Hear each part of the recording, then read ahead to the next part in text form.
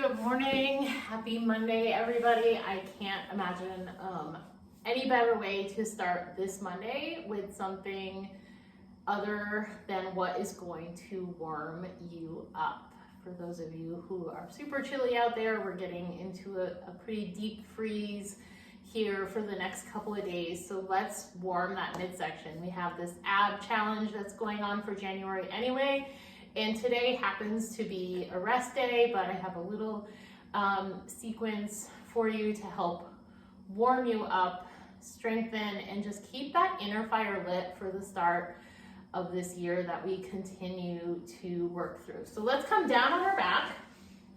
We're just gonna go right in to some pelvic braces. So you're gonna just rest your arms at your side, start low, and then just zip those abs up and in. So when you're not moving, you'll feel sort of this little space at your low back away from the floor. Everybody's body is going to be a little bit different.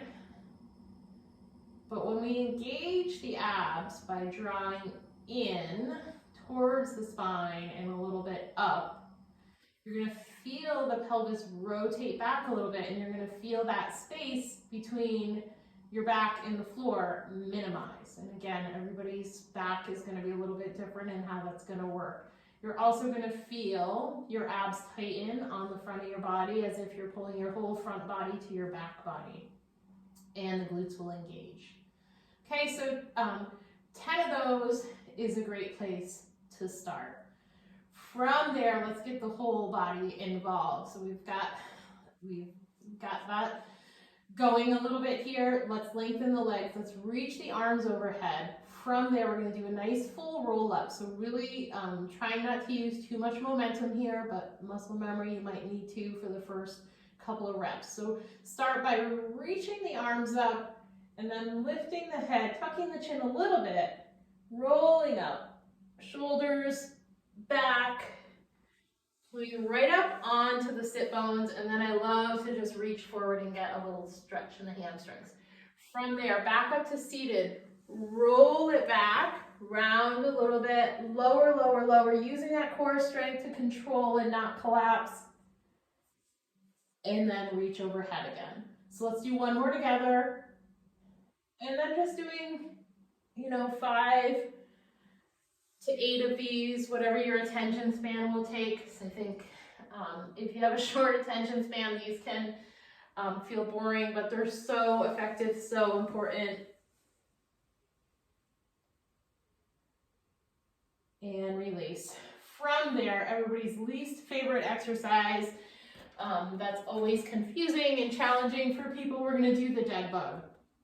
So the full dead bug, knees over hips, fingertips up, palms facing in.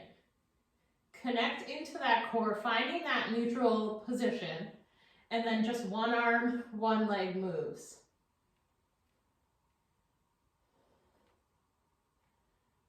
All right, oftentimes it's hard for people to get that, so you might find yourself moving everything at one time. So one thing to do when you're first learning this, number 1, is to practice frequently. Number 2, you can take something like this little fusion ball or a yoga block, or you can just place hand to opposite thigh. So I'm just going to put the ball on my opposite knee with the arm reaching across. Bring the arm up. I've got one arm and one leg that I can use now, and I'm just moving that. The other side, or the other 2 sides, are just staying nice and stable, and your abs are just super stable. All right, so we've got the dead bug. From there, let's do a crunch. Not the best functionally exercise, but it's something that's not going to go away. So think grapefruit under the chin, eyes lifted, curl up, squeeze the abs like an accordion. Pelvis stays super stable, so you should not feel it rocking back and forth. Functionally superior to the crunch is the reverse crunch. So head down, upper body relaxed, draw the shoulder blades towards the floor a little bit, lift those heels a little bit, and then we're crunching up and in. So transverse abs, deep and low to the belly button, squeeze and lower. Those strong transverse abs make a huge difference with our low back. So this one is an amazing one. But it can be really hard to keep that upper body relaxed, especially if you're sort of in the beginnings of your fitness journey.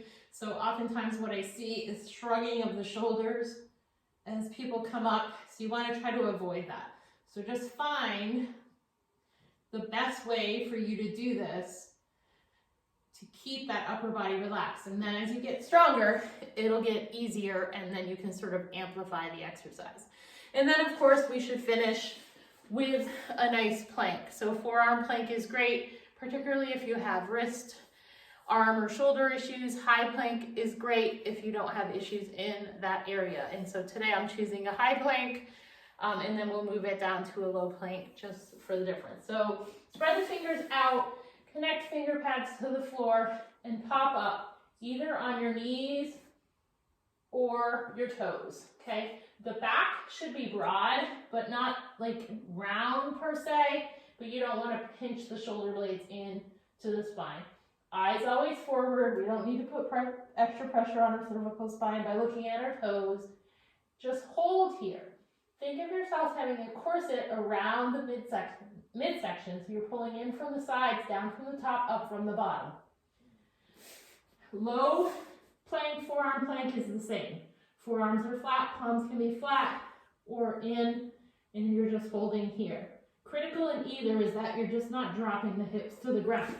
Do not want to compress that lumbar spine, okay? So just hold it for as long as you can with impeccable form. That's always the important part, is to build good habits and not have to break bad habits along your fitness journey. Stay warm and have an amazing day.